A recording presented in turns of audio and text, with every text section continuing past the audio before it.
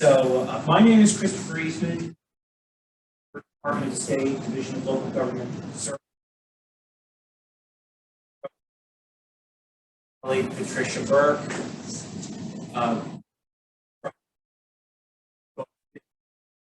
Local Government Services for more than 10 years.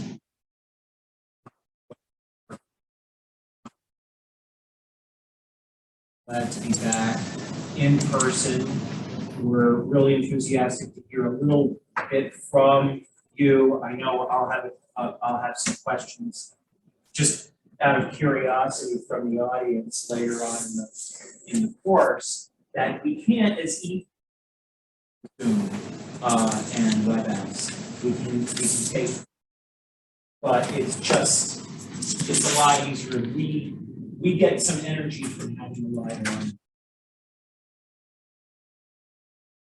It's harder than doing in person training. It's really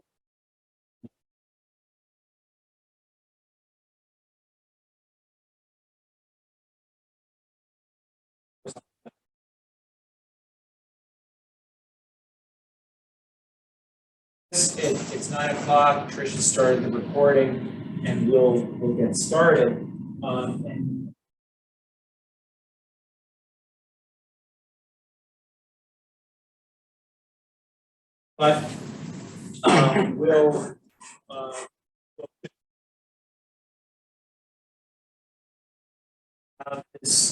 these next couple of hours. We're going to talk about the statutory authority that the state grants to local governments to have planning boards. We'll talk about the importance of the comprehensive plan, and then we're going to talk about the land use tool that are essential to carry out.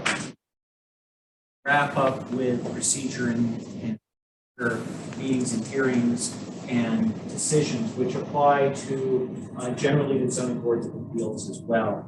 And if we run out of here, we do have. There are two here. Probably. Yeah. Sorry, And, but and there are two.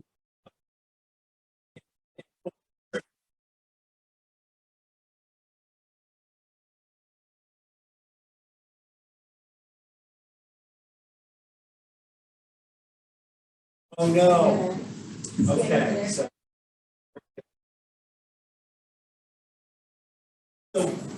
we'll talk about the powers and duties of Trish. Is there any way you can move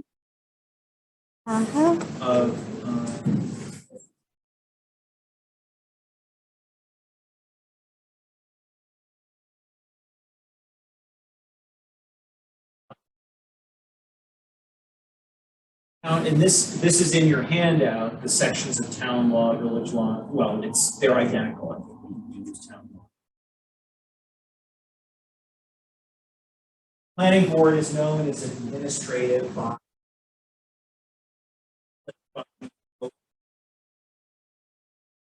Local legislature, your town board, village board of trustees, or city council. But the planning board members are appointed. They're public officers, and about the qualifications to serve, and then we're gonna go into their functions, their advisory functions, and their regulatory.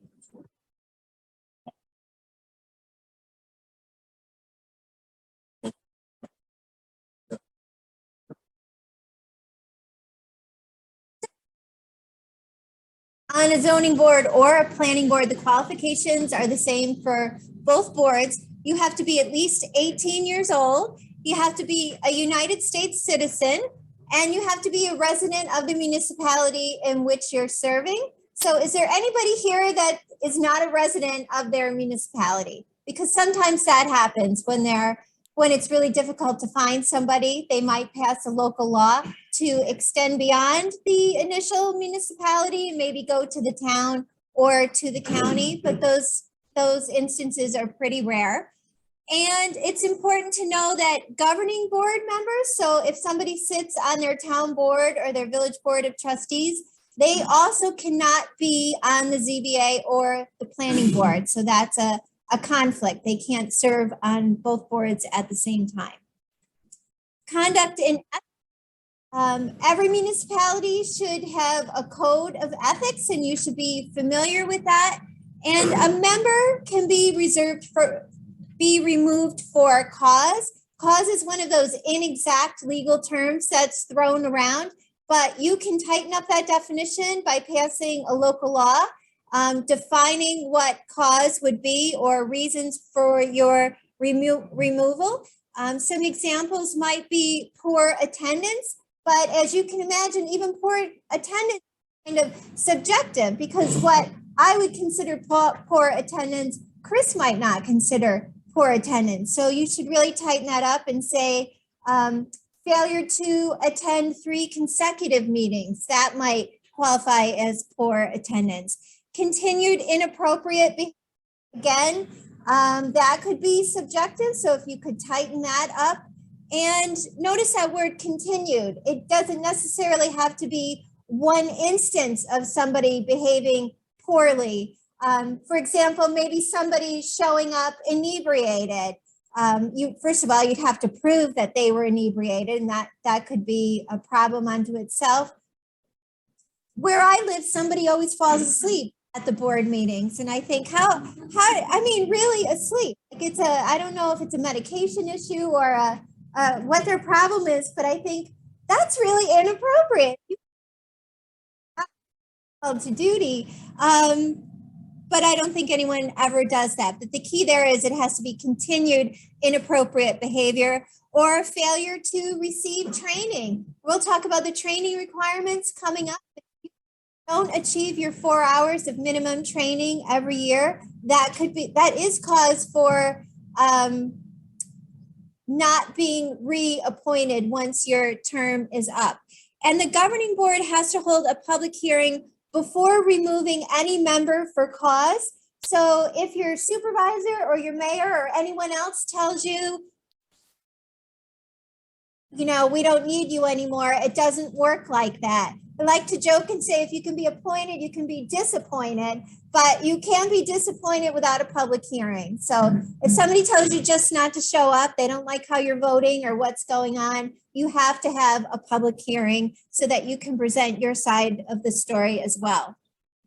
And your terms of office, the appointing authority, wherever you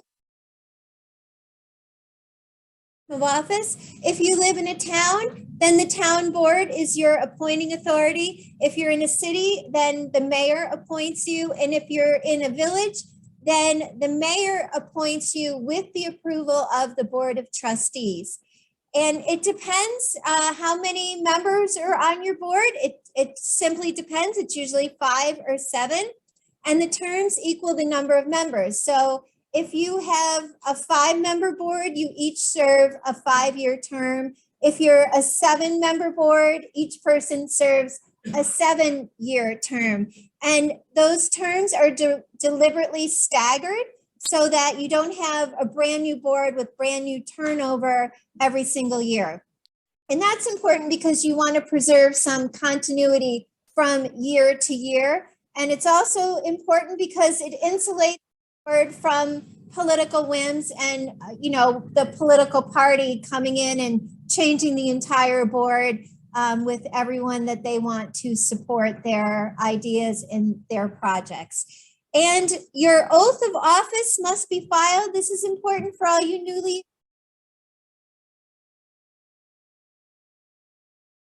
in 30 days. And if you didn't do that, or if your term expired, technically your seat is open and anyone else can be reappointed at any time.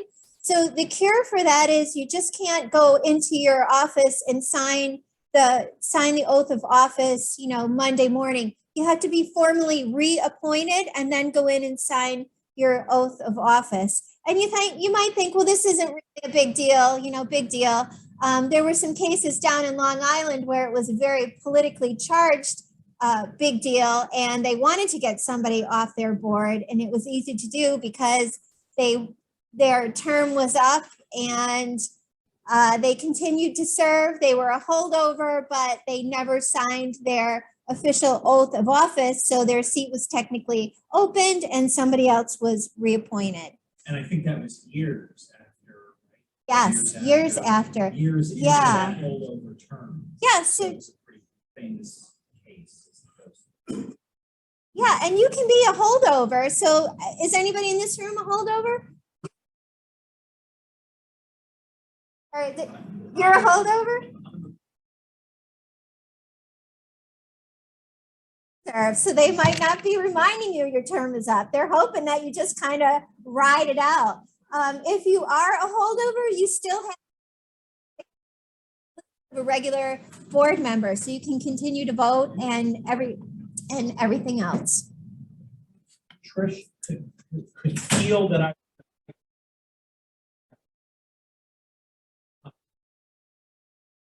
Since I last offered handout, so anybody. Oh, yes.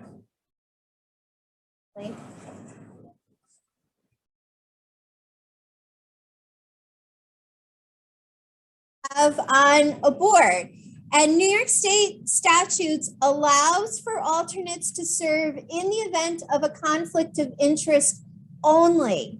So it's automatic. You can have an alternate automatically when you have a conflict of interest. If you wanted to go above and be serve when you can't achieve a quorum, and the quorum is that minimum number of board members that you need to conduct the public business, then you have to adopt a local law allowing for the alternates to be appointed in those instances. And the local governing board sets the same way that you were appointed. And interestingly, they can set the number of alternates. So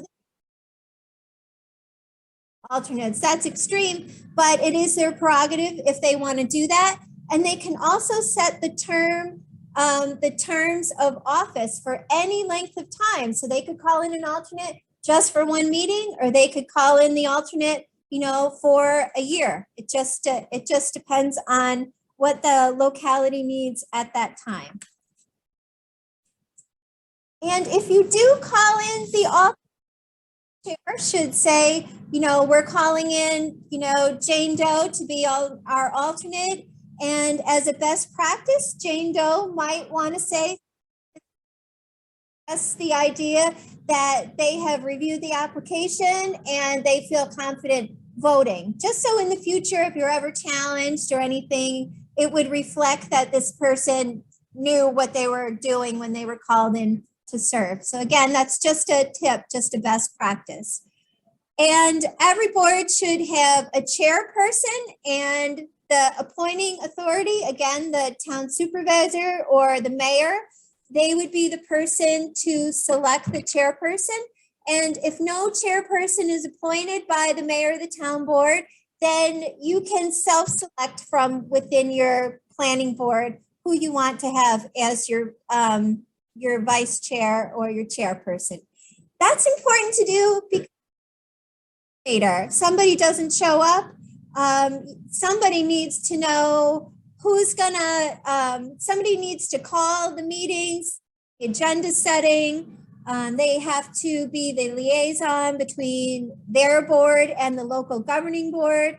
Somebody's got to sign documents. You don't want to be running around at the 11th hour trying to figure out who needs to sign a document so that it can be forwarded to the next review, maybe county review. Because as we'll see later on, deadlines and timelines are really important, and you need to keep applications going. And a little thing like not having an official signature might screw up the process. And they also supervise the filing of the documents. So they need to know where things are going to be filed and when they need to be filed. Again, it's that organization and having a repository of knowledge and that shepherd to guide the board forward. And your state training requirements, I touched on that a little earlier. You need to have a minimum of 4 hours each year. But the good news is if you achieve more than 4 hours in any year, it can be carried forward, so you can bank them. And there's no limit on how many hours can be banked into the future. So at a conference like this, you're easily going to achieve more than 4 hours. So if you stay here the whole day and you don't leave because it's so nice, you're ahead of the game for next year. And if you don't achieve your 4 hours minimum of training, it doesn't necessarily void any decision that you will be making. So you still have full rights and responsibilities to vote. But the consequence of not achieving the training is that you will be ineligible to be formally reappointed when your term is up. And of the over 9,000 hours in a year, when you think 4 hours, big deal, right? What's 4 hours out of 9,000 in a year? But it's really important that you get your training because you're making decisions that affect everybody in your municipality and potentially in your region. And you don't want to have bad projects. And a lot of you are managing grants and making decisions that involve millions of dollars. So it really behooves you to get training to make sure you're not making any mistakes legally or technically. And it's really just for your own edification. So thank you for coming out and getting your training. And your governing board approves your training. The Department of State does not approve your training. That is why you get your training certificates and you return them to your local municipal clerk. They are the ones that keep track of your training credits and your training hours. And your local board is also the body that determines what constitutes training. So certainly a conference like this would constitute training. But if you wanted to go above and beyond and maybe have somebody come in and teach you how to read a blueprint or design plans, that's up to your local. They say, yeah, that constitutes training, then great, then that works. And we try to make it easy for you to get your training. That's why there is a variety of formats, in person, online, you name it. We make it free. I know some conferences cost a little bit of money, but we really want to encourage people to get their training. And the training requirements can be waived or modified. Training requirements. Perhaps you are a board that already has professionals on it. So maybe a professional land use planner, land use attorney, architect, or engineer. For them, it may be redundant because they're already getting other professional review annual credits that they need to fulfill. It can be waived or modified. Your town board may say we want you to have 10. So it's up to them. An idea for waiving the training requirements, a bad idea would be if your mayor said, these folks are too busy. They don't have time for their 4-hour training, right? You have to wonder what good are they on the board if they're not interested in getting their training. And it has to be in the best interest of the municipality, and they have to do so by a resolution of the local governing board. And as I said, those are tracked locally. So your code enforcement officer, those training credits are tracked by New York State. That's the building and fire code officer. They have to get a lot more credits than you guys have to get regarding training. And your zoning enforcement officers are not required to get any training according to New York State. So you might have a local option requiring the zoning enforcement officer to get more credits, but they are not required to get any training credits. And I'll add that we did a lot of webinars, as everybody knows, last year. We're doing a couple others this spring. There's some local hosts who don't want to have it.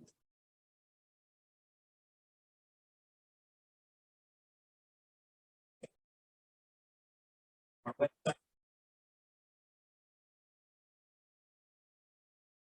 Some of what's on our site, if you're used to navigating our old site, some of the new, the change made a few things hard to find.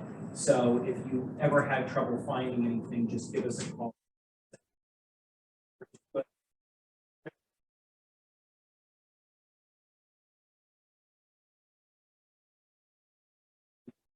site where you can go to our schedule and register for some of the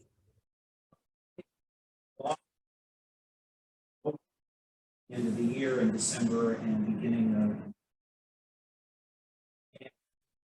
board webinars, that we can't offer you a certificate. Government, and there's a subject that we've done a webinar on that you see, then you can, I don't know, take notes, or we can send you the handout like these, and you can turn that in, take a photo of your computer screen on the last slide, or whatever you need to webinar, and then we have online interaction. Worked hard not to include statewide learning management system, which would work hard to keep it outside of that so you can just click on the link and take the course. So the advisory roles are most of the functions of planning boards are somewhat, it's almost like not a contradiction in terms really, but a lot of what you do is understand your law and form of site plan review, subdivision review, and zoning board of appeals can sometimes do, but increasingly planning boards do that. And we'll talk. Longtime members of planning boards forget about the authority they have with other board members, and the planning board can make or input amendments to the comprehensive plan, and to do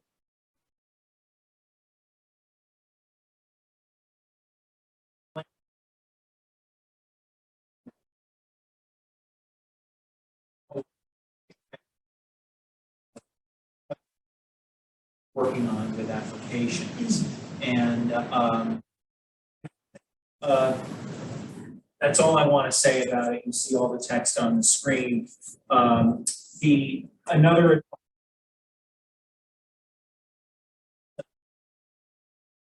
we'll talk sometimes about the direct appeal to the zoning board of appeals for an area variance, and sometimes area variances or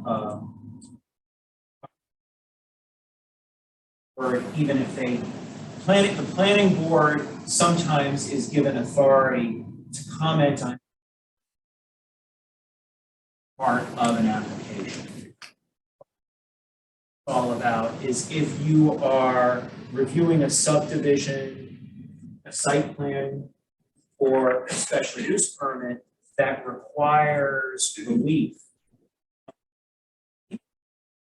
This example, it's a subdivision that might not have, let's say you have a 30 feet of required frontage, and these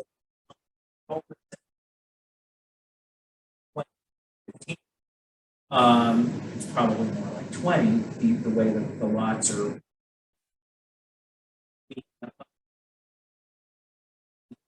Or imagine the case with a site plan review where there is a deficiency of setback, or the cover more lot with pavement or buildings than is permitted in the zoning. You're in a position of looking at a site plan review or a subdivision that you're inclined to, maybe not in full, you can make a recommendation to. This is something that we want to approve. They'll grant some relief to the applicant. It doesn't have to be all of the relief. Zoning Board of Appeals doesn't have to follow through with your recommendation entirely, but the reason we call it a direct appeal is because usually to get to the Zoning Board of Appeals,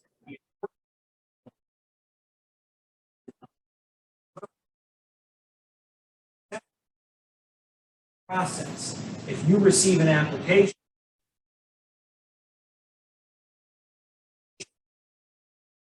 the zoning board of appeals needs to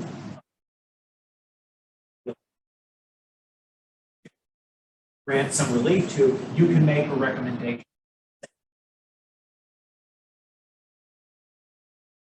So you're skipping that step of having the enforcement official deny the application and have to apply.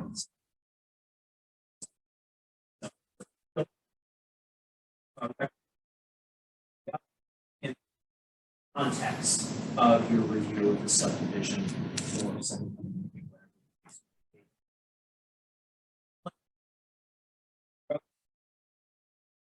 Maybe some of you have worked on some. I was surprised at how many municipalities were working on comprehensive plans during the 2 years of COVID. There were a number of municipalities we heard from were doing a lot of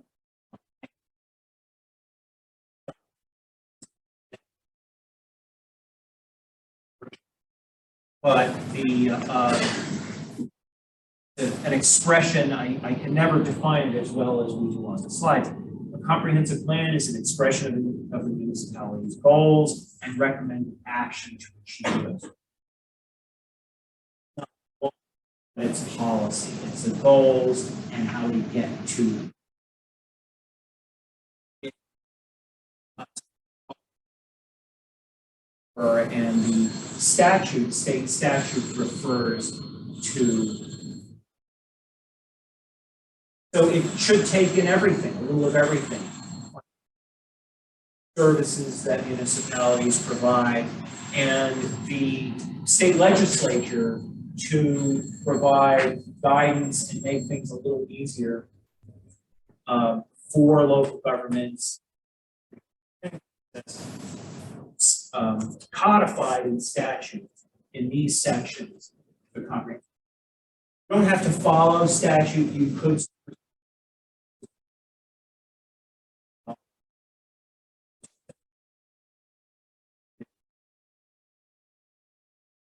from the way the statute lays it out. This is for guidance for the most part. And find those sections of statute in a publication we have called those statutes are compiled excerpts of statute that pertain filed in the guise of planning zoning laws.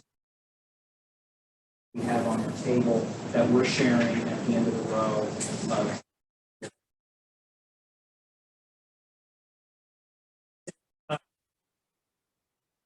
On a hard copy, grab one.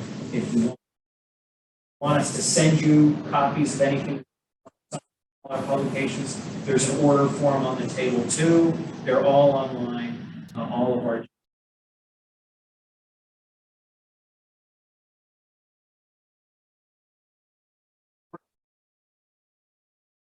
Say one of our refrains is zoning must be in accordance with the comprehensive plan. All zoning in the comprehensive plan. If your zoning is challenged, zoning, if you have to make small amendments to your zoning law, you can do it without updating the comprehensive.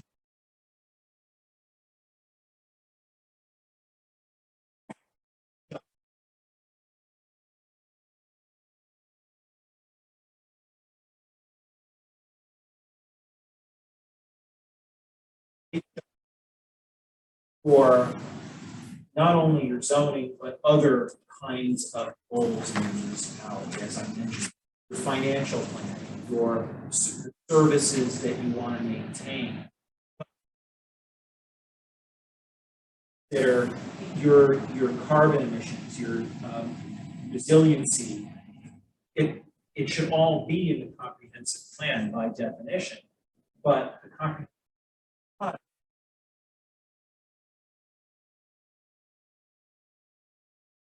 and you as local officials is on your land use development.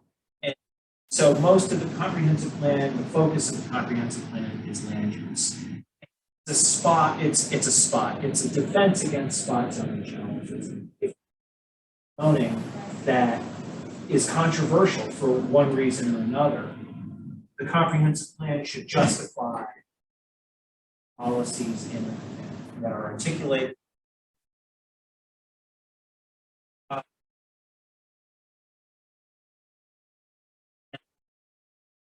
Having a comprehensive plan, a relatively up-to-date comprehensive plan, can make your grant applications, whether they be for our local grants, the local waterfront revitalization program, or other grants that you apply for through the consolidated funding application.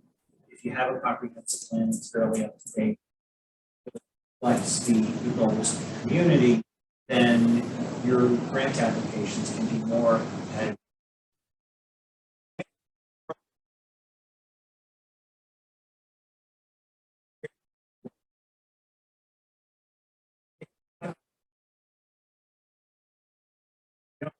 Early have to throw it away and start new. The best plan is one that is updated every few years, alive. It's a zoning, but if you are having any of these things happening in your community, and a lot of rural places right now, that they didn't see for decades. We're having a lot of solar, short-term rental, talking about this afternoon. Some of the most rural places are where there's a lot of development.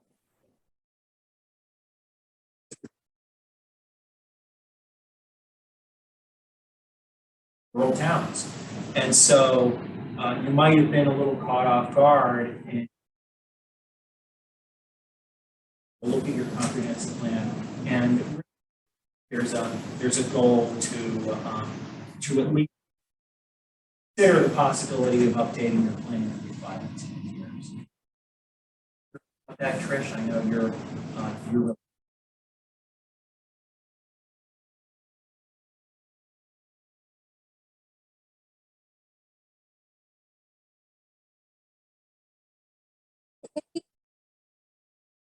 That's the first thing you should check to see, look in your plan, and that's built right in it, and that will hold the municipality's feet to the fire to make sure that it is updated in a timely fashion. So thanks. And just very quickly, the planning board should be involved with the comprehensive plan. That's like when I was a municipal planner, I thought, wow, the planning board doesn't do a whole lot of planning. They do a lot of review of applications, and then to review to engage in the comprehensive planning process. And there was a special board that was maybe a couple members of the city council and some leaders in the community, business leaders, and we had a few members. But I would argue that the planning board really knows its stuff and should be well represented on that special board. That's how local governments usually have a special writing the comprehensive plan. But some of them do, and it's not the plan. The planning board is not the special. The planning board itself, when it meets as a special board, is not meeting. So serving as individual members.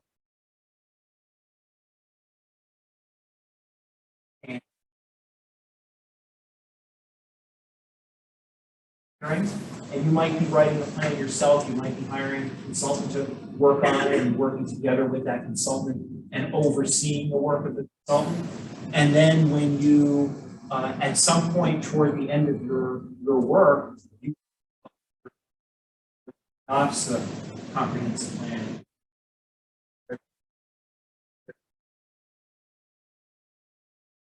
Prior to adoption. Yes.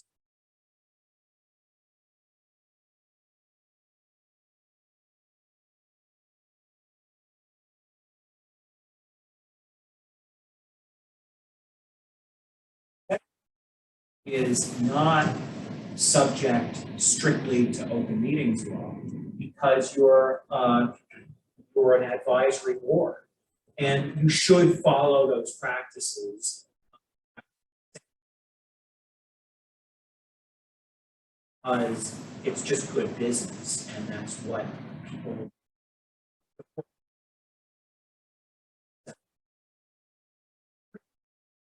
But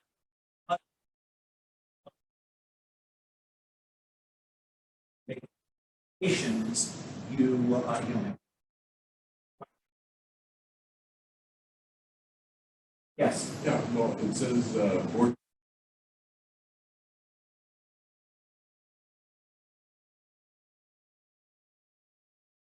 Yeah.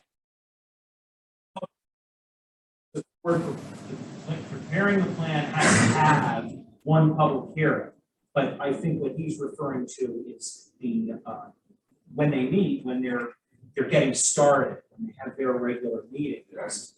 And public hearing before they finish their work.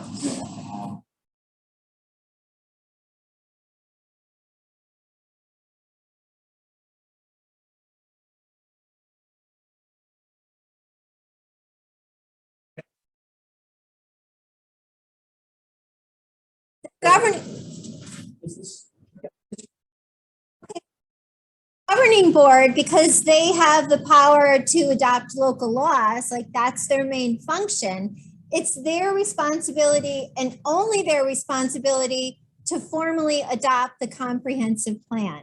And that's when it really gets some teeth, when it is formally adopted. It doesn't make any sense for you to go through all the motions for your plan never to be adopted. And yet that happens all the time, doesn't it? Not all the time. It happens frequently where people will work on a plan and it goes through the review process and the current administration doesn't feel like adopting it or pushing it through. That could happen because there are political pressures or there are some hot topics that the current administration doesn't want to touch. There are a variety of reasons why a plan never gets adopted, and it's a real shame after you expend all of the time and money and resources into putting it together. So you really do want to see these plans be formally adopted. And the governing board has to act to implement or to amend the plan. It doesn't just happen. It's got to be a formal process.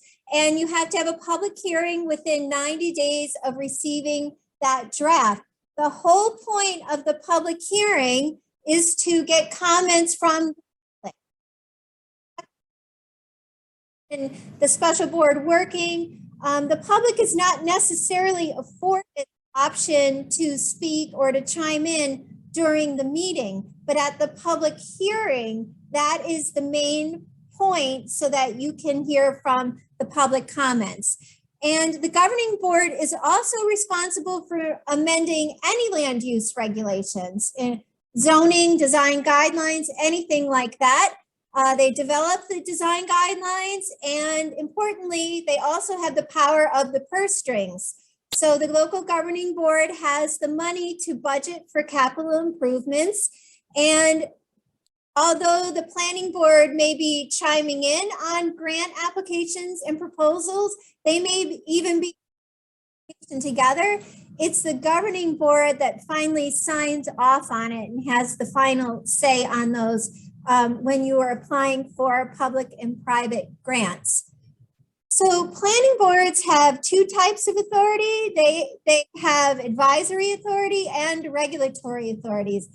The best thing about being on a planning is that you have the power to advise your municipality and the governing board on anything that you feel like when it comes to land use. You don't have to wait to be asked. That's important to know. So don't feel intimidated. If you see something that you think is going to be community presently or even down the road, chime up. Like, that is why you were tapped into service, because they value your opinions. You don't need to wait to be asked. But you also have advisory authority, and that authority comes directly from New York State. For example, when it comes to subdivision subdivision review is limited to the planning board by state statute. Other things are given to the planning board for regulatory authority, and that comes directly from your local governing board. And they decide what reviews you will be doing. For example, the governing board may say, we're giving the power to review site plan review or special use permits. We're going to give that authority to the planning board. So if they decide to give you anything above and beyond what is granted to you by the state, it needs to be expressly delegated and written out. So what I mean by that is which applications you'll be reviewing. And if you're only going to be partially reviewing applications, which aspect of that application you'll be responsible for reviewing. And they should also set out what fees may be applicable applications. What else should be spelled out for you?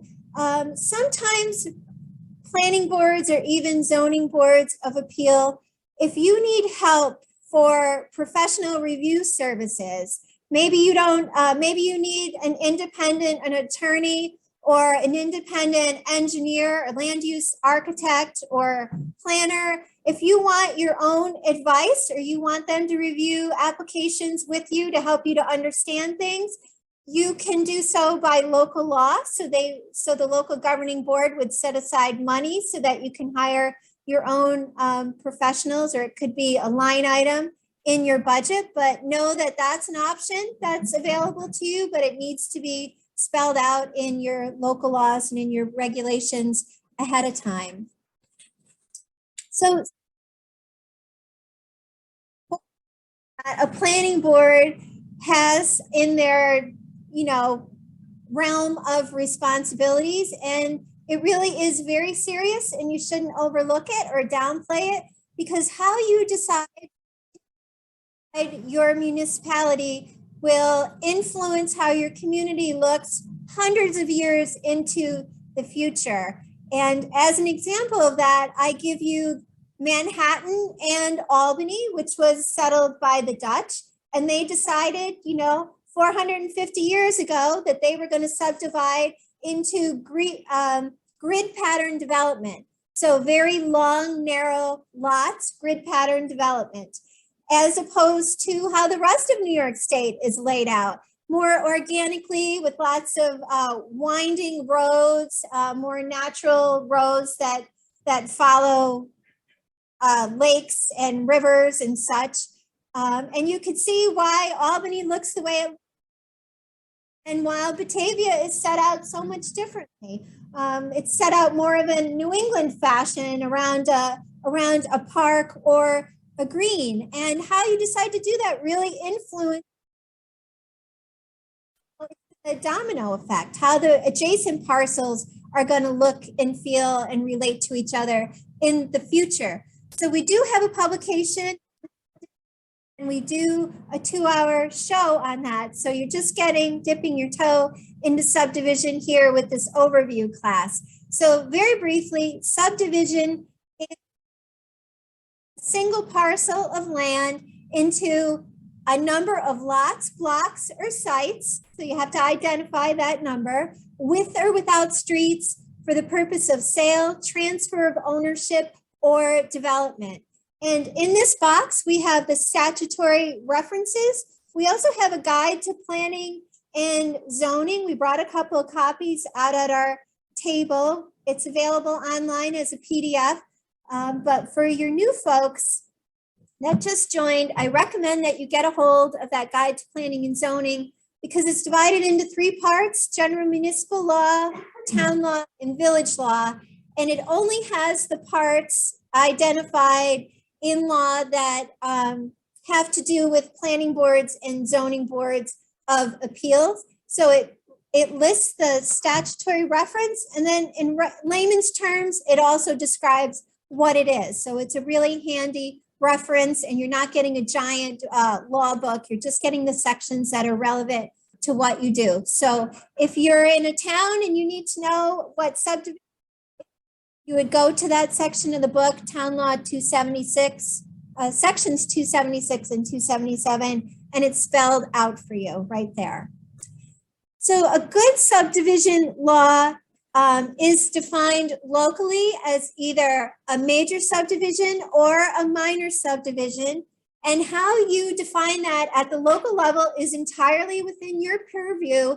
And it may further define the path that subdivision is going to take in your municipality. So the typical threshold for determining whether you're going to have a major subdivision or a minor could be the number of lots that you are subdividing into. So generally it's 3 or more would constitute a major subdivision.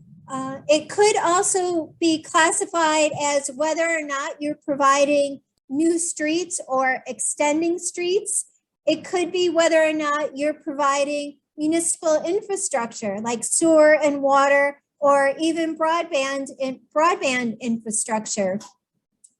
The transfer of land from an adjacent parcel, we also know that as a lot line adjustment. So technically, you're not creating a new lot, you're just changing the size and shape of those lots. So if I needed to buy 10 feet from Chris because I want to put in a garage and I don't have the right setbacks, I need 10 more feet. I'm not creating a new lot, I'm 10 feet from him. So my lot's getting bigger, his lot's getting smaller. That's known as a lot line adjustment. So some municipalities define that lot line adjustment. Sometimes it falls under the minor subdivision, even though it's not really a subdivision because you're not creating a new lot. And sometimes we see lots being joined together. That's known as a re-subdivision, and that doesn't automatically happen. It to happen. That is under the purview of the local assessor, and whether or not they deem it will be in the best interest of their administration of the real property tax and their assessment practices. So don't think that somebody's automatically entitled to it. It's not a right, it's a privilege, and it happens if the assessor feels that it would help them do that.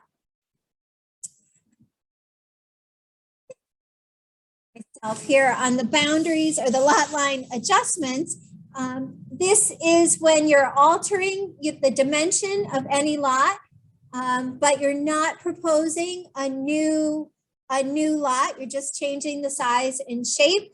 So if you are doing that, you may want to have an expedited review process because it's considered a minor subdivision. Somebody may need to do that to correct a physical encroachment, or they're trying to correct something legally, so a legal settlement of a dispute, or they want to enlarge or improve a substandard lot so that they can turn it into a buildable lot. And I should have mentioned this earlier, the number one goal of subdivision, number one, is to make sure that you are not creating an unbuildable lot.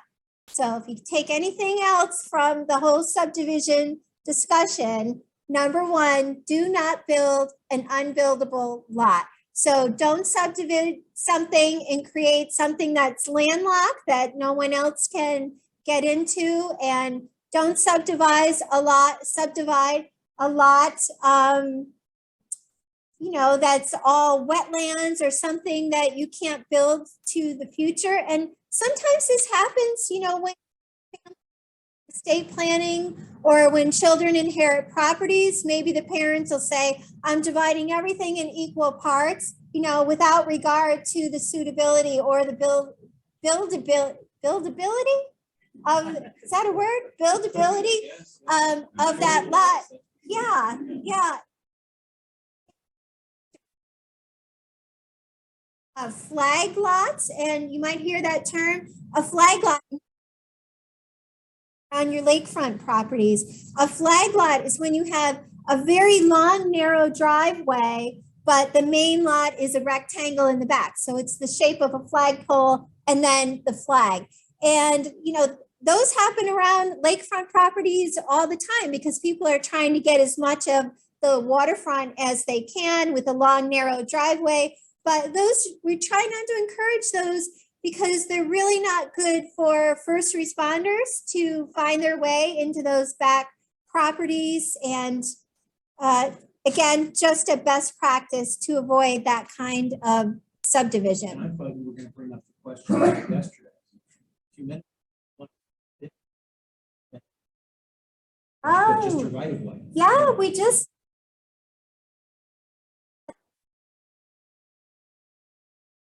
And so if you didn't want to raise your hand here, you could contact us with real life technical questions and we kind of walk you through them.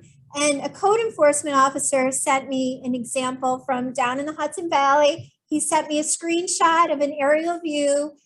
There was a subdivided property and it had a lot of frontage on a county road. But other than that, it was landlocked in between these other parcels, but it was zoned commercial. And he wanted to know, how is the egress? This is zoned commercial, but nobody can get to this land. There is a right of way or an easement. So it's a good question because, you know, some planning board in the past had approved this subdivision for a landlocked commercial property. And it makes you think, if it's a commercial property, obviously, right? We need vehicles or trucks getting in and out, and yet there was nothing accounted for on this property that was surrounded by private property and then a county road on one side. So. And the code official asked if the state had guidance for it. Like, I think it's up to the local government to get itself out of that problem. As Trish mentioned, the lot had county road frontage, but not access. Frontage, but because of the landscape and the way the county road curved, you couldn't get to the property. It was a right of way through the neighbor's property. So at the time it was subdivided, the neighbor might have just said, well, the initial property might have said, well, I want to earn some money, lop off that back piece, made some money off of it. We're not going to develop it. That's what people always say in planning boards. We're not building on it. We just want to buy it. Eventually somebody's going to buy it who's going to want to do something. And the buyer says, well, I paid a lot of money for that. So they've got to figure out how to get that.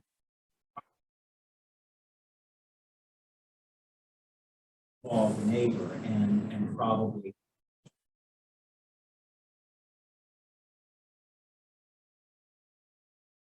all the decisions in that case. Yes.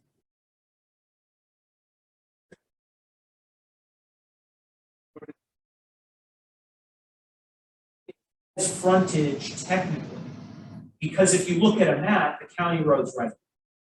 But in reality, the land is up on the top of a hill. And it's really not.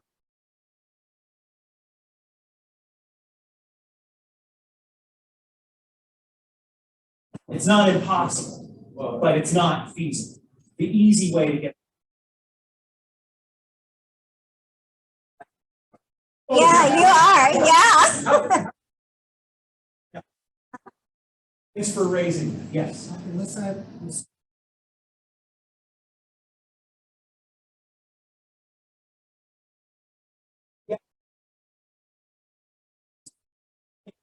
Guidance from the state that says, oh, in a situation like this, automatically has to provide access. No, it's the local government will have to guide the process. But you're right, I kind of contradicted because the local government can't.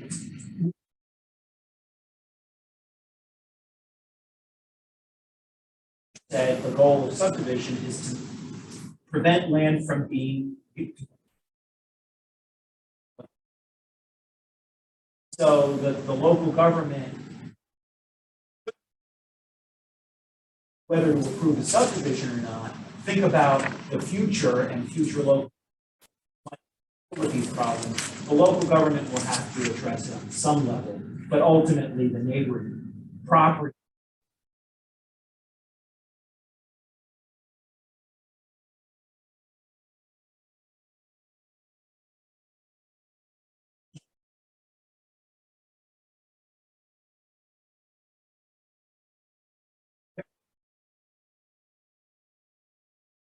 We want it on your application. Yeah, so. But a lot of the time people say, oh, we don't want to do anything.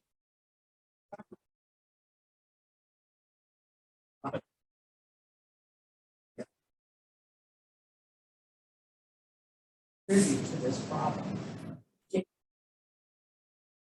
Well, yeah, that's what I said to Trish. Like I said, what do they expect the town to take over land by eminent domain? I think that it's infeasible. It's not something a local government is going to do for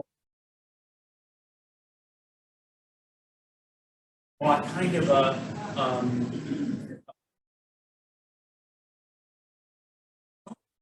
it was and it might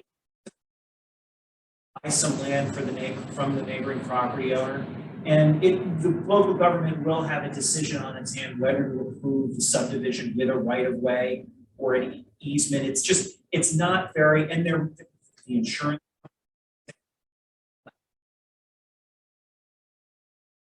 The land from the road to your property.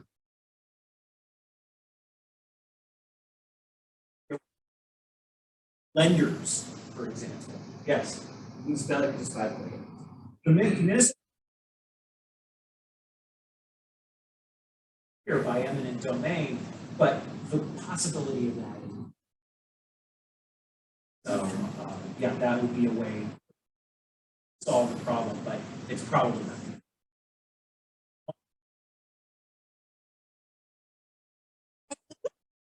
No, it's a good discussion, and easements are private, they're really not within the realm of the planning board. So you shouldn't be, getting involved with any easements because those are private. And this goes back to your comprehensive plan, especially in a rural community that's seeing the pressure and development for open space and farmland. You really should have some goals or consider statements, vision for the future for subdivision, because small lot subdivision versus large lot subdivision. If you have your minimum subdivision at 1 acre, 1 house per acre or something like that, you are really going to chew up your land very quickly, and you're going to be losing your rural character, and it'll become more suburban versus large lot subdivision. So maybe 1 house per 50 acres. That sounds extreme, but that's kind of not unusual in the Adirondacks. But something like that will really help you to keep the character, your existing character of whatever you have, whether it's agriculture or open space. That will really help to preserve that going forward. So some things, as we said, subdivision. So it really is very complicated and very important for planning boards to understand. And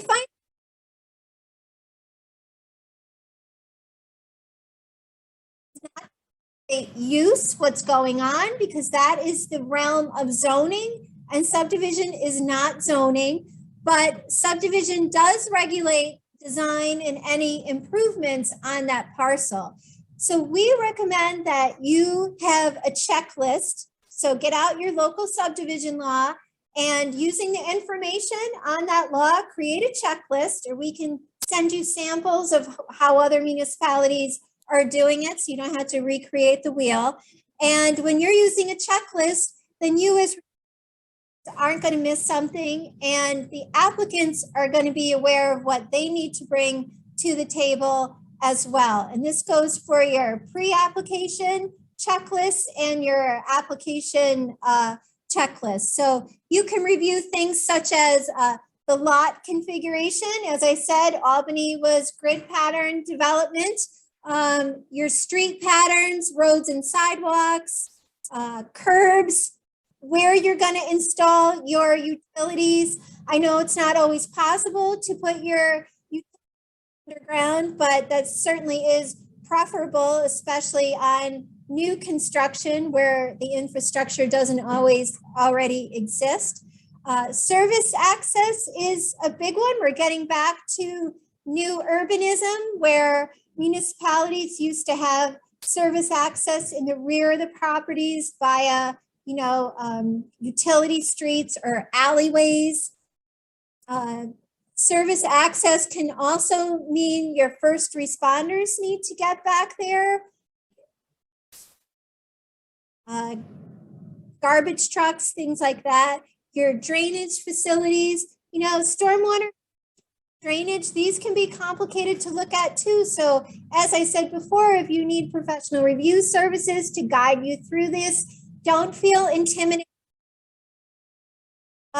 Listen to somebody that says, don't worry about it, just do what I do, it's okay. You can't take anyone else's word for anything when you're looking at these plans. If you don't understand something, no one's going to jump down your throat, or they shouldn't, because you say, I don't know what this is, please explain it to me, because that is your responsibility when reviewing these plans. And certainly your landscaping. We would like to see people in New York restrict themselves to native landscaping, because that is better for the environment, and landscaping like that has a better shot at taking and growing and, being better for birds and insects and migratory things. So we want to stick to native species as much as possible when reviewing for your landscaping requirements. And remember, you can hold the developer or the app included in your local subdivision law. So you can ask, but you can't mandate. This form of subdivision, we have cluster or conservation subdivision. They're referred to in the same breath. This is a function of zoning. The board has to allow this option to cluster or use conservation subdivision. What really is happening is if you had traditional zoning, your subdivision, for example, one house on 1 acre, you would get cookie cutter development. And you can see where that's not very interesting, and it would chew up your land very quickly, losing whatever character you had in existence. But if you adopt cluster subdivision, then you are size and shape of the lots. So you are clustering the dwellings or the residential units closer together on each lot. See where zoning comes in, because you're changing the size and shape of a lot. You have to have zoning to do this. So your board could mandate this or simply encourage it. You might want to mandate this.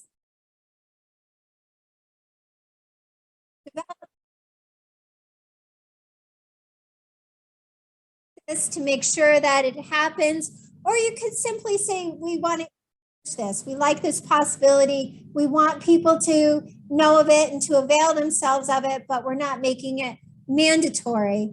And the idea is it's density neutral.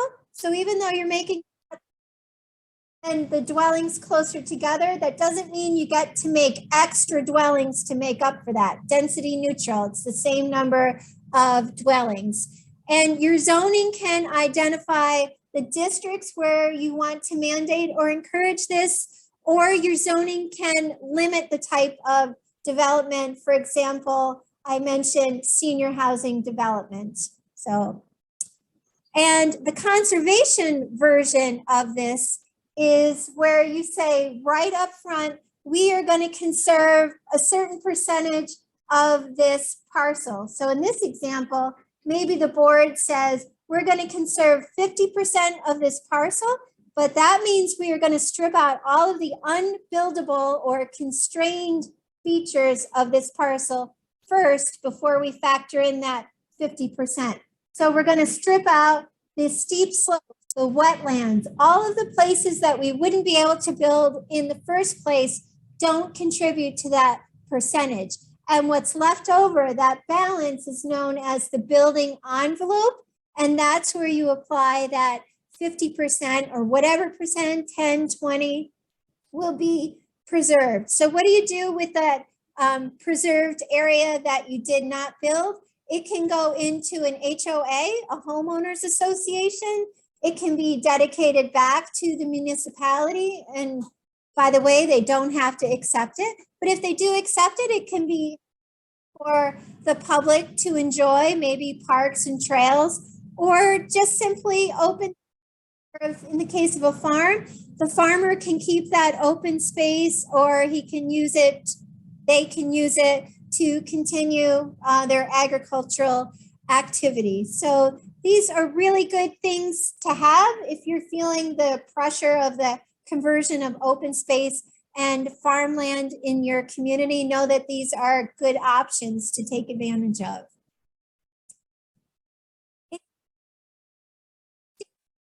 Definitely have to have a public hearing. Remember, I said public hearing, the whole point is to get comment from the public. Sometimes you have to refer a certain county for review. We'll get to that more later on, but you may have to send your subdivision application to the county. You do have to consider seeker. The thing is, every application, but in the case of subdivision, you have to consider it. And the best practice, especially if you're using that checklist, is to say, yes, we considered it, seeker doesn't apply. That way in the future, somebody knows you didn't overlook it or forget it, that you did look at this application and determine that it didn't meet the thresholds for seeker. And if you're using that checklist, yes, seeker applies, and we're going to continue on with that review process. Parkland or money parkland, I think this is a really interesting thing to take advantage of. This has to do with subdivision that includes a residential component on it. So it could be a mixed use parcel, or it could be an entirely residential subdivision. But if you are bringing more people into your community by creating more residential units, it's presumed that that will have an effect on your existing open space and recreational capacity. So you have to make a case for using this parkland or money in lieu of parkland. If there's no space for recreational uses on that parkland, then you can use money to buy parkland elsewhere in your community, or to boost up the parks, make them accessible or universally designed, accessible to everyone, or you can buy open space and land and dedicate that to a parkland. But this goes back to your comprehensive plan.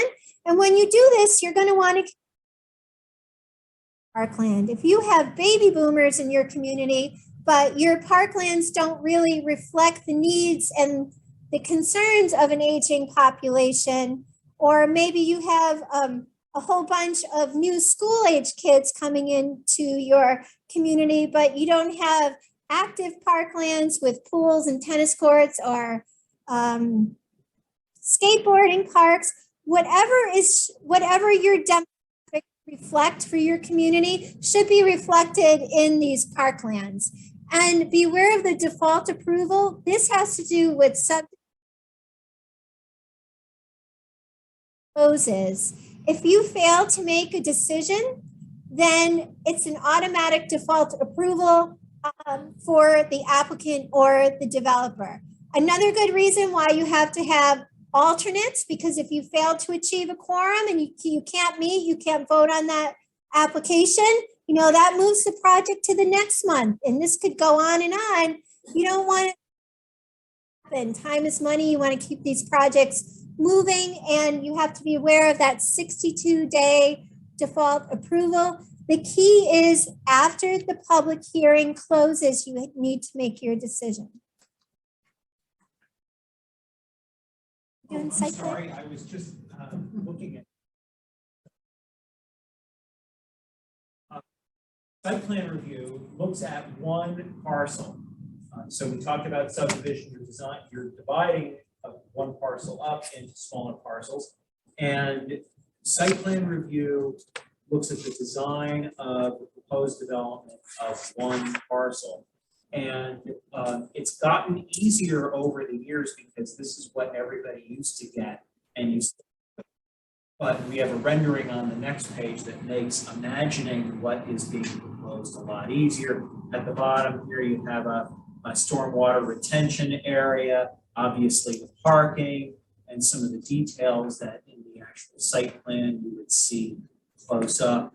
And you can have a sense of sidewalks. So this lot is designed fairly well with lots of pedestrian access and access by public transportation. Zoning is not necessary to enact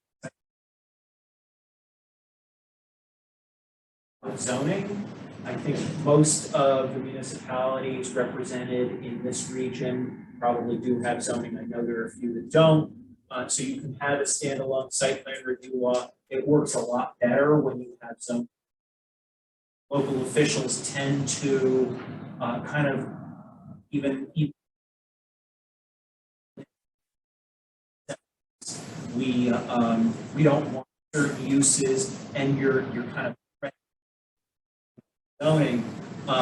But so that's among the reasons site plan review is much easier to administer when you have zoning.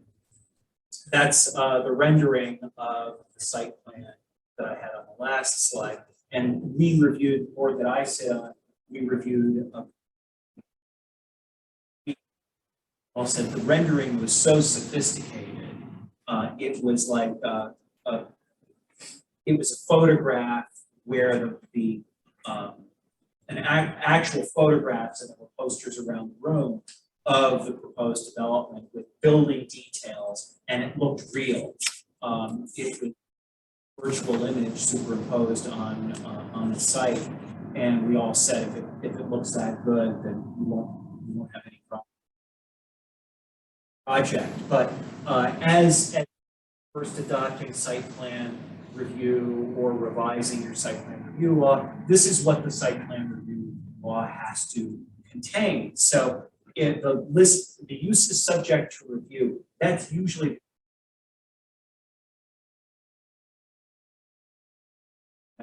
so multi-unit residences, commercial proposals, all are trigger site plan review. And the elements the board may review, Trish touched on this with subdivision. We have a list on a later slide, so we'll talk about that in a little more detail.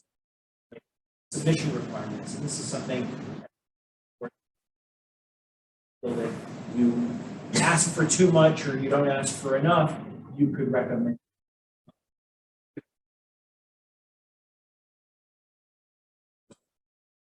Public hearing is not statutorily required for site plan review, as it is for special use permit and sub.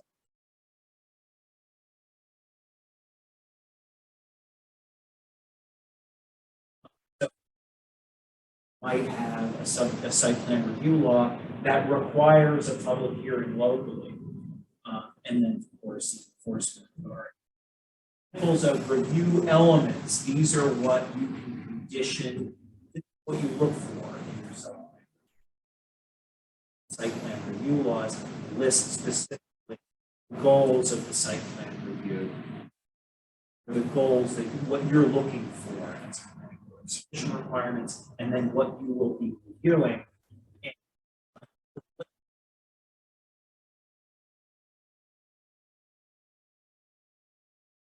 Location and dimension of buildings that can get into zoning, but if you have the building envelope and building in a slightly different place than where it's initially,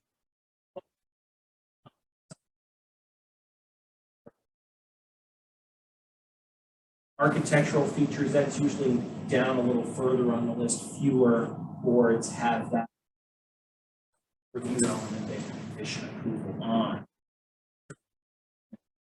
Abilities. Lighting is and signage.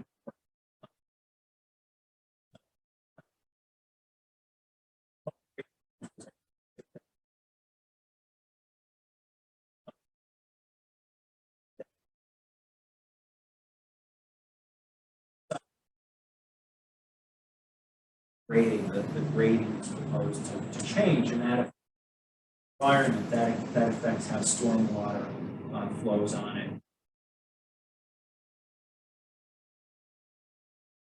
Great, but you certainly, as a planning board, you want to make sure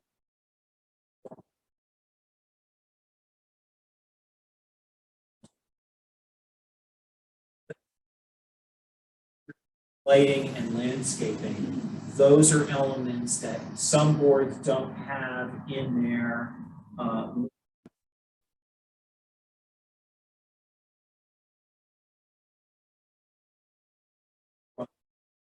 developer, the proposer of the development. But certainly if the developer knows the extent of their authority. So most of the time, the developer wants to get through the process quickly and will comply if you ask for something that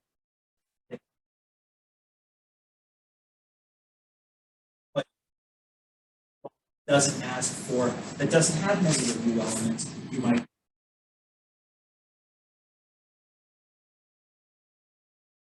I'd like to add how important it is to do a site visit. It's really hard to look at a site plan and to envision what that project is going to look like.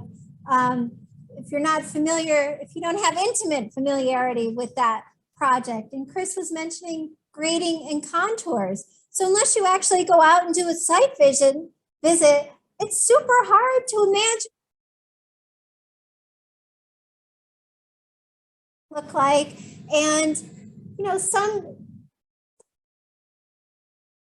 has to have 40 left intact. Well, it doesn't necessarily say which 40% of the trees. So you're going to want to ask the applicant, which trees are they going to be removing these big giant old trees so that they get a better view, and leaving little skinny trees. In the spirit of the law, they're following.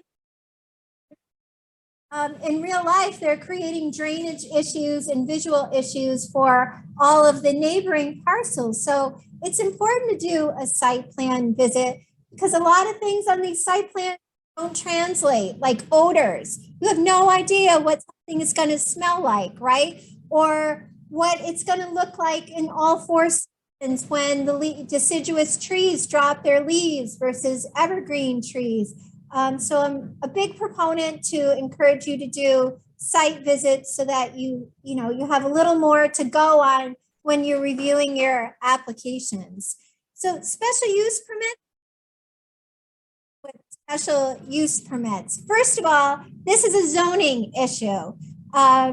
Your zoning should spell out what uses are allowed by right and what uses are allowed by special use permit.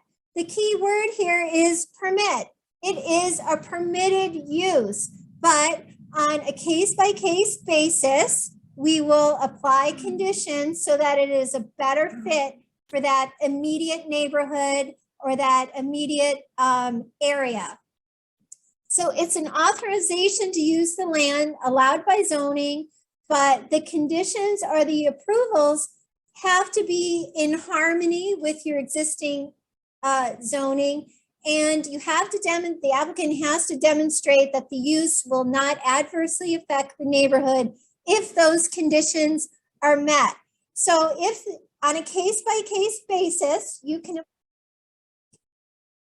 a great fit for the neighborhood, and if the applicant fits everything,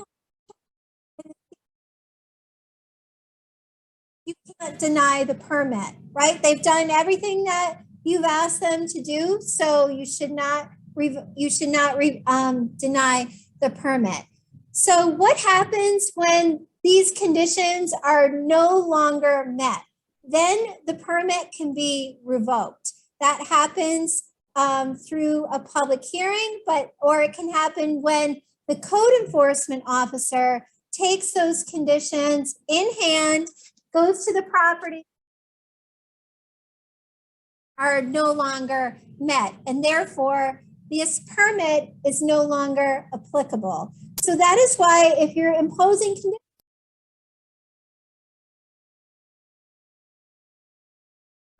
a code enforcement officer can take that paper and go and look at the property. So an example would be maybe somebody with a small garage in their backyard to work on cars. And as a condition of that permit, they have to have fencing to shield the view, right? Because neighbors don't want to see car parts or anything else. And maybe a condition is in the driveway that all work has to be done within the garage. And so years go by and the fence that's put up starts to get ratty looking, and they put up another fence, but they don't have a lot of money, and this time they just do a chain link fence because they couldn't afford that nice solid cedar fence that was originally put up. Well, that the conditions of the permit, because the idea behind and now the chain link fence doesn't do that. So now you've got something really concrete that you can hold the current owner or the current business person to that standard. So we often hear from communities say, well, we're just trying out this special use permit. It doesn't work that way. Unless it's spelled out in your code that special use permit, you just can't hand these to see if you like them in your municipality. So any questions on SUPs? Because we do get a lot of confusion on those. No? Okay.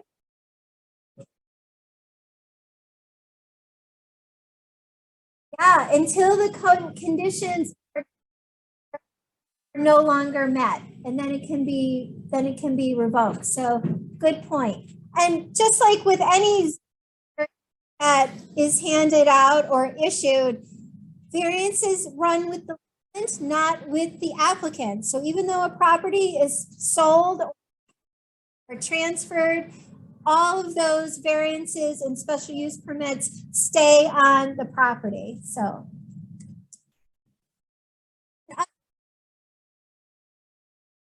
our sign permits, historic preservation. Historic preservation has buildings and districts, neighborhoods and districts, and architectural review. Architectural review has to do with building materials and facades. So it's a little different than historic preservation, but they can go hand in hand. So the more regulatory tools you have in your toolbox, the more you can control the right kind of growth in your community, and you can create community character if you live in a place that doesn't have any, or you can keep your community character if you've already identified things that are really special that perhaps could be threatened into the future, and you want to make sure they stick around.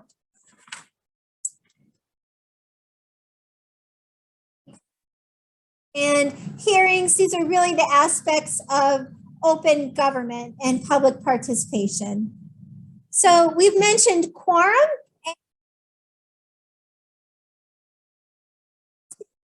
For business to be legally conducted. So a quorum has to do with a majority of a fully constituted board. A fully constituted board doesn't mean at night for the board meeting. It means all absent members and vacancies. You just couldn't find anybody to serve, so you have vacancies. Or absences means somebody just couldn't show up at that meeting at that particular time. So a quorum means you count all of those vacancies, all of those absences, and the board members who showed up that night, that day, I should say.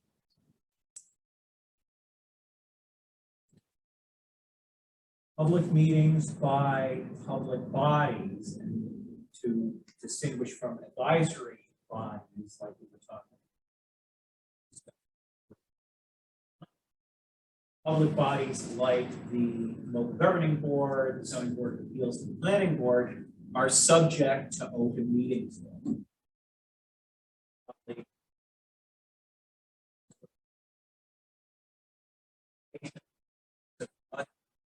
Versus on their website, which is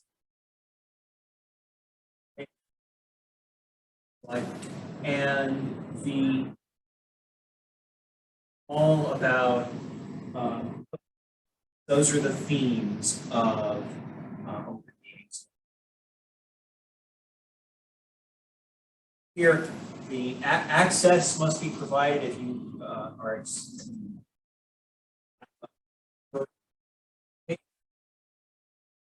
space.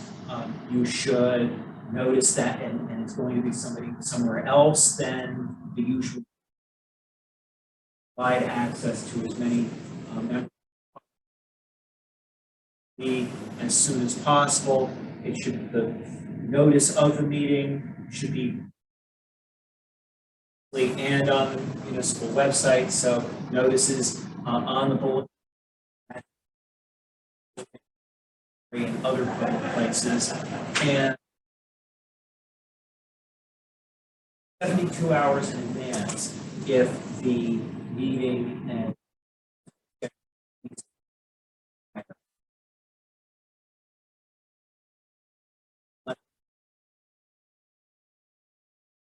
or a little earlier when Trish caught me up was the detail where the details of the change to public officers law, section 103, that's open meetings law, that require that the agenda and documents that are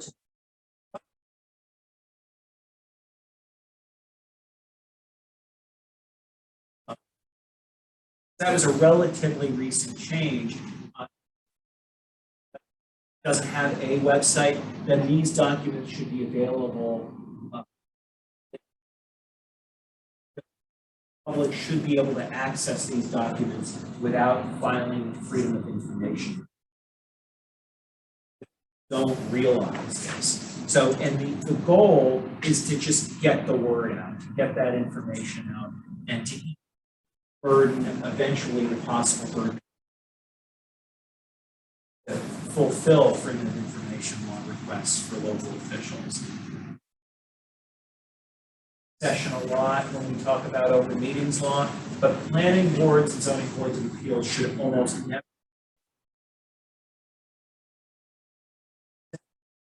Executive session is permissible.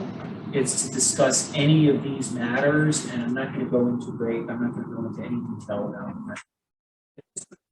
the person and the possible property value. If the municipality is considering buying land, you don't want to let everybody know about that because then speculation would occur.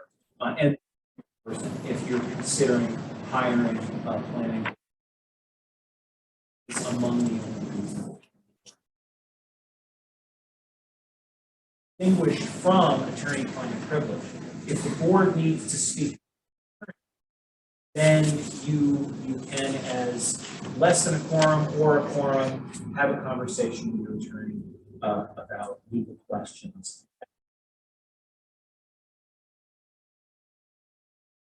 Executive session, because what we're about to talk about is controversial. That's what open meetings law is all about. And a site visit or you're having a workshop, if you're talking about the agenda items, the items on the agenda.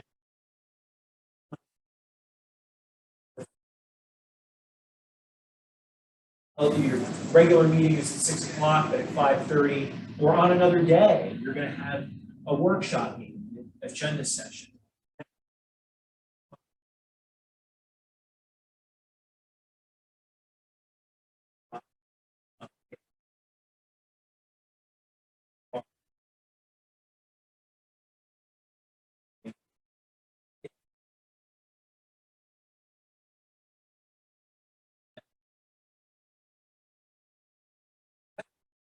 site visit is if you're going to a site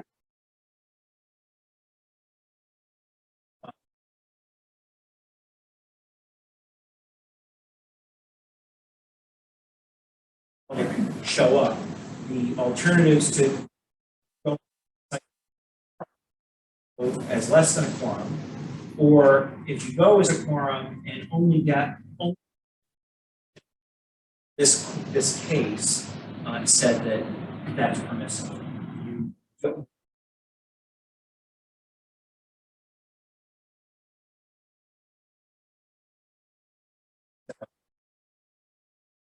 Note in the record that you did visit the site, but also that you didn't deliberate. This is not in your handout because we just put it in yesterday. We put it in the course yesterday after talking to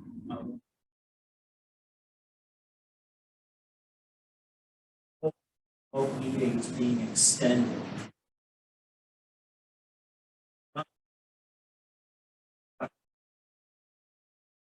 One member who is, or members at a remote location, as long as a quorum is on site, is in a public place where the public can gather. This was adopted as part of the state budget just so ago. How many know about this? How many buzzing around? Obviously, not many here have heard about it.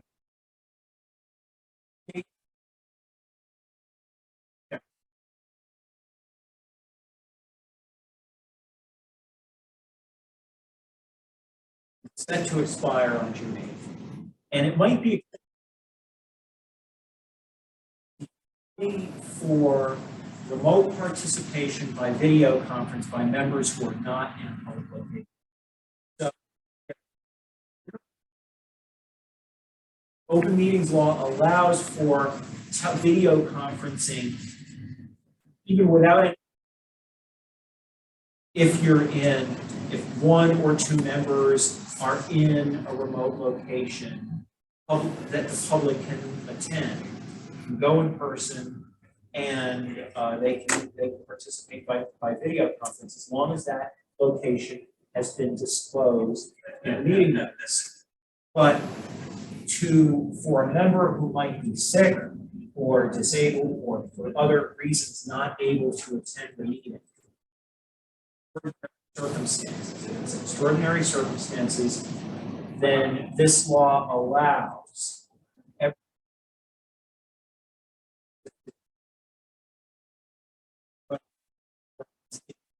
sunsets in 2024, not permanent.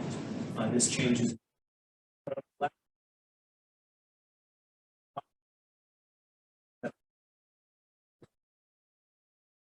Let's say I wasn't able to attend the meeting, and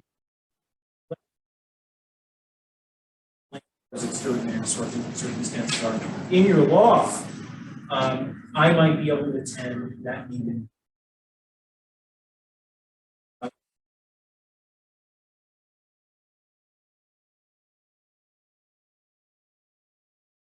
So it's a little confusing. That's all we say about it. I printed out the guidance, the question and answer. It's up here next to the course handout. So if you want to learn more, virtual information session next Thursday, you can register for, I think, yes. Was that going to create?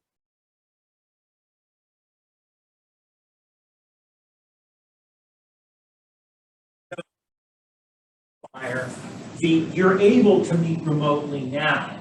That ability expires on June 8th. This says that local governments may adopt the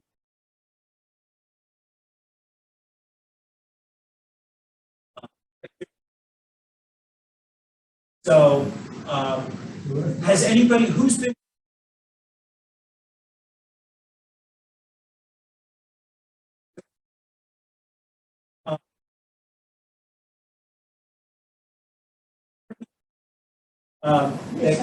Oh, good idea, thanks. Hybrid meetings are great because it allows more, greater participation by the public. But the downside of it is that it's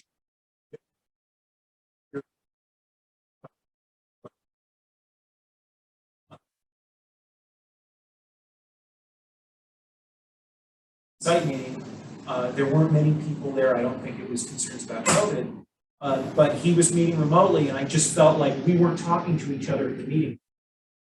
Like, preoccupied with the screen. We were focused on him. He couldn't hear a lot. We were saying these are challenges that we'll overcome. But this is a change, so you should be aware of it and grab one of these. Yes. Just to be clear, if there's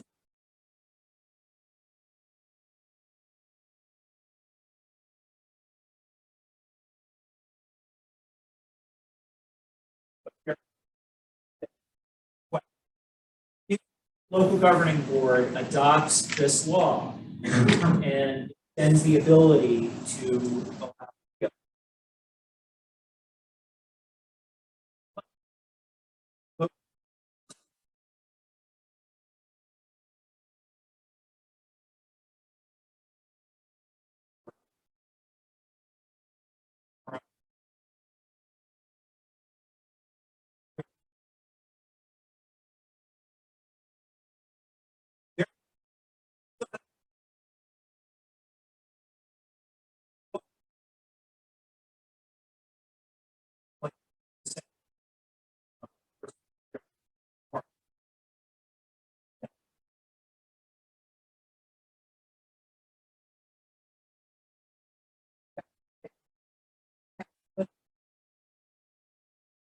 So that they know who it is and where it's going to be held. Yeah.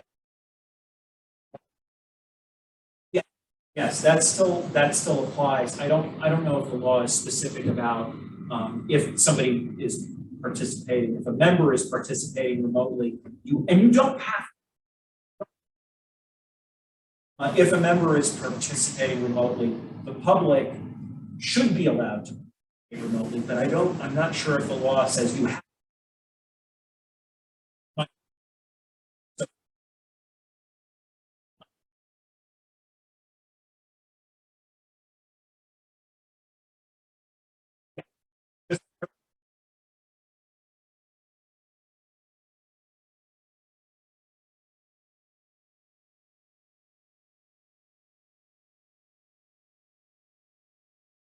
Present physically in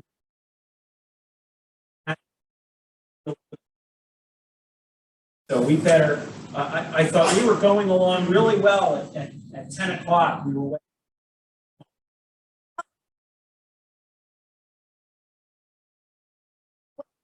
Being a planning board member, first of all, your chair should ensure that you're going to have a quorum. So you should be, the whip, rounding people up, making sure that you're going to show up and be prepared to work. This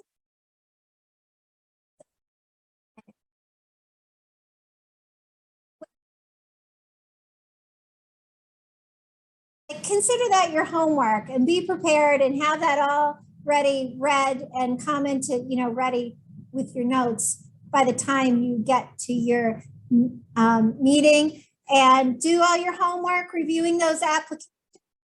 You shouldn't be giving them a look for the first time at your meeting, right? It's homework. So come prepared and make the most of your time and everyone else's time. So as far as applicants go and making things starting point for somebody who wants to initiate a program, an application or a project. So maybe you have an FAQ on your website or something written down, which projects need permits, which don't, and something to get the ball rolling. And who do you get those forms from? The municipal clerk or the clerk for your planning board, and develop good forms. Some municipalities hand out the EAF, the seeker EAF with applications, so that makes it easier for people. If you're using forms, make sure it has a revision date on the bottom so that you know when somebody hands in a form, they're not using a form from 15 years ago. Slight difference on it, and you want to be working from the same information. Have clear submission requirements. Again, very organized, and it will help you. And if you're using a timeline or that check, sure that your timelines or your deadlines comply with state law and that they're clear to everyone, because like subdivision or site plan, the references in statute may say days, and sometimes it's calendar days. It's up to you to figure out what those are and which ones apply. And sometimes county review or sometimes adjacent review. So adjacent municipalities, 239 NN, you need to know if that applies and how many copies you're going to have to forward. Where are those copies going to come? Are you going to ask the applicant? Are you going to prepare them? Are you going to copy? So good things to have all of these set ahead of time. And everyone should have board procedures adopted. Many of you were probably tapped to join your board and somebody said, don't worry, do what I do, it'll be fine. Nobody handed you job guidelines or descriptions or regulations. So it helps if everybody knows what their responsibilities are and if they're identified. You should also have procedures on how to handle applications by non-owners. Sometimes it will be the developer, not necessarily the property owner. Who's going to be signing those official? We mentioned that earlier. Maybe it's the chairperson. Who's going to develop the agenda for the agenda setting meeting? Responsible for calling the meetings, notifying the press, complying with open meetings law, procedures for public hearings. Are you going to have a sign-in? Now you legally can't mandate that anybody sign their name and address. Like you can't, that's considered an invasion of privacy. So you can ask people to sign in, but you should have a procedure for taking public 1 minute, 2 minute. If you can have all of these things identified ahead of time, that's better. And even post those rules of the road on the reverse of your agenda for that evening. And how are you going to handle referrals? So I mentioned before there are two types of things in open meetings.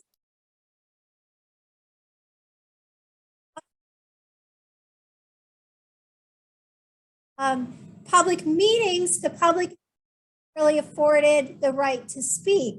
That comes into play for public hearings. That's really the sole reason for a public hearing, so that you can solicit comments from the public. And you would have public hearings for every single thing that comes before a zoning board. But for planning boards, you could be having public hearings for special use permits, subdivision, preparing that draft comprehensive plan, and sometimes site plan review if it's locally required.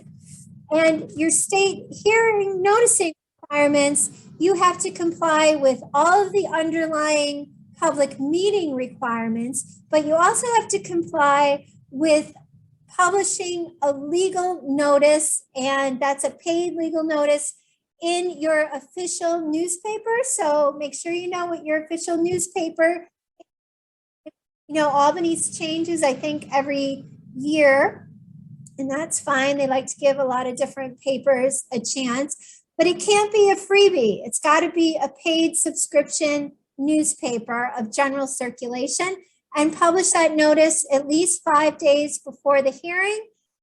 For the case of regional parks, you have to publish that notice when the project is 500 feet of a state park or highway.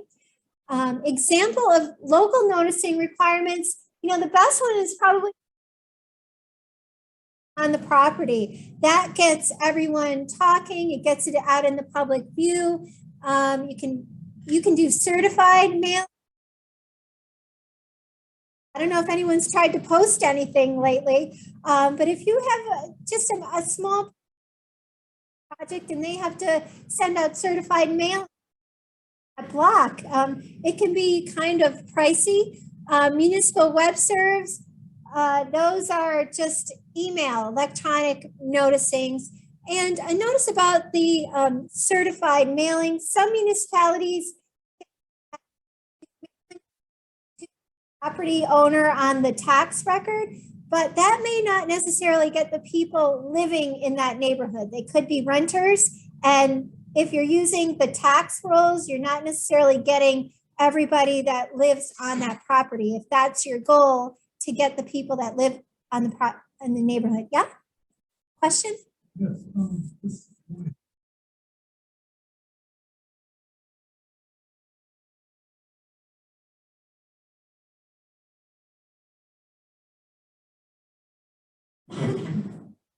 I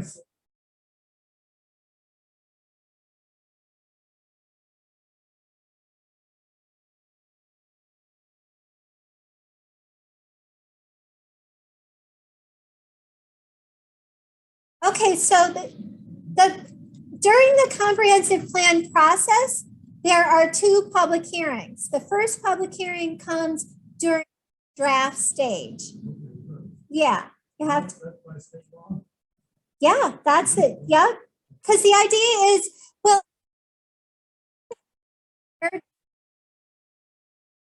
maybe they haven't involved the public as much as, you know, as much as the public would like to participate. And maybe the public's chance to participate is only at that public hearing to chime in. You know, maybe they've hired a consultant to up the whole thing, and the public hasn't been engaged enough, and their only chance to speak is at the public hearing. So extreme examples, but possible examples. So yeah, you'd have a public hearing during the draft, and then hopefully the board would incorporate those comments or changes, and then they would submit it in final form to the local governing body, the town board, and then the town board would have another public hearing that would take into consideration everybody's comments and the changes that were incorporated during the draft. There are changes to the draft.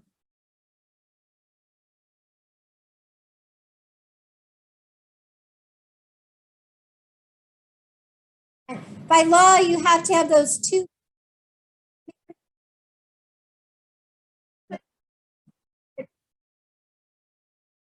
Required. You have to have at least two during, that's the minimum, but you can have as many as you want. There are substantial changes in the draft before it goes. Yeah, if you have That's your some, choice. yeah. If you want to do. Oh. Right. But I would say, sure, if you're having substantial changes, that's, you know, that's the back and forth. That's what you should be doing. Okay, so now we are wrapping things up, and this is about making and making it defensible in case you ever are challenged.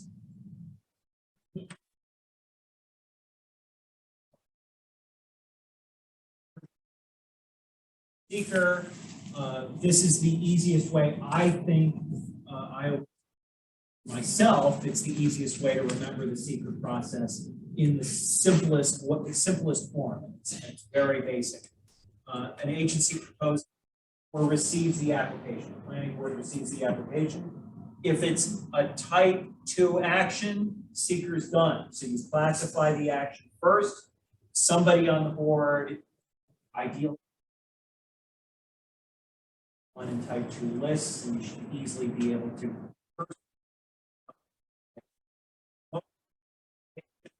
will be type 2 or unlisted. There will be very few type 1 actions in your career as plan.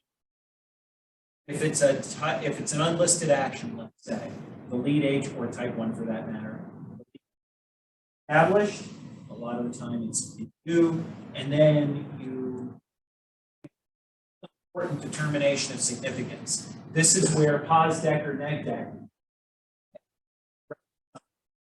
positive declaration, you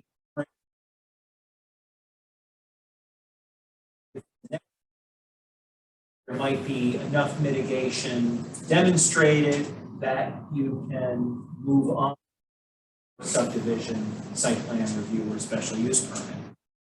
But if you do have the positive declaration, the options are expressed in the form of an environmental.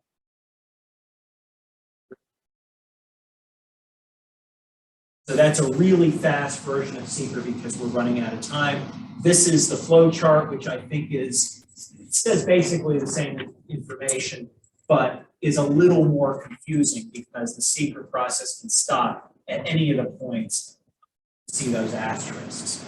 And let's go through these really quickly because I only had the two. Trish mentioned 239NN, General Municipal Law 239NN.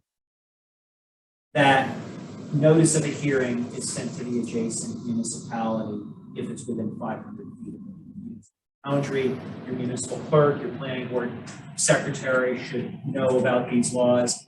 Referral under General Municipal Law 239M to the county planning agency is triggered when applications are 500 feet from these boundaries, these landmarks, unless there's an agreement to certain really minor projects that are always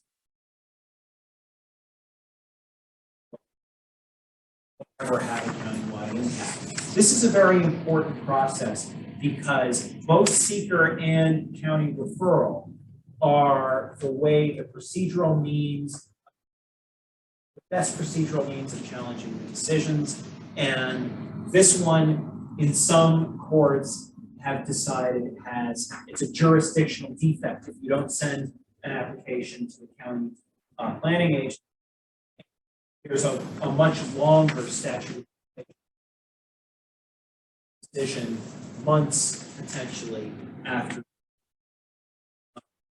Oh, I mentioned the referral agreements already. I was a little ahead of myself there. Timelines sent to the county planning agency. Subdivisions are only necessary when the county has authorized it under 230 section municipal law 239 section 239 and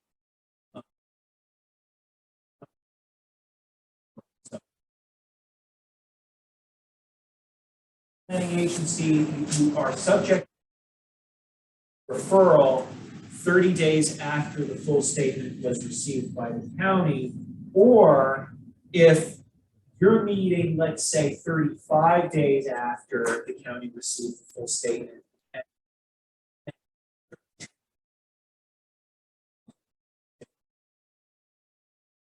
They would have made their decision more than 2 days before it's back in your hands.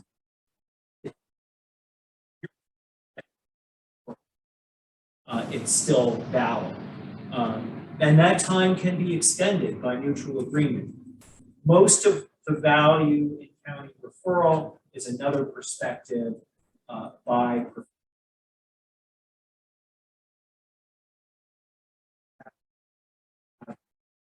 for you. They can point out valuable. A lot of the time, your decisions and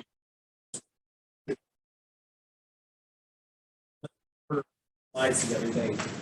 This is a wacky one that it's all the way at the end here. If you want to vote contrary to the recommendation for approval with modification or denial, it's a majority plus one of your board to override the county's recommendation, and then you have to explain why you voted contrary to the county's recommendation. Your vote will only pass if it has the majority of the entire membership of your board. So if a member missed previous meetings and caught up through the minutes and researched what was discussed, that member can vote. And importantly, if the subdivision has the default approval, the other applications do not. There's a 62-day deadline there's no automatic consequence as there is with. Last few slides back to Trish. Okay, findings, this is really how you make your application tighter if you are challenged. Have really good findings. We do have a findings and decision form sample for you, but findings describe the reason for your decision. They connect the dots between your local law, the state law, and the application and your decision. And they also support, as I said before, impose the condition of fencing to, not only fencing to secure a perimeter. Base your findings on the analysis when you apply that to the facts, led to your conclusion, and they should be strong enough and deep enough if you ever are challenged in court, and then insert your findings into the record and into your application file. At the local level, determine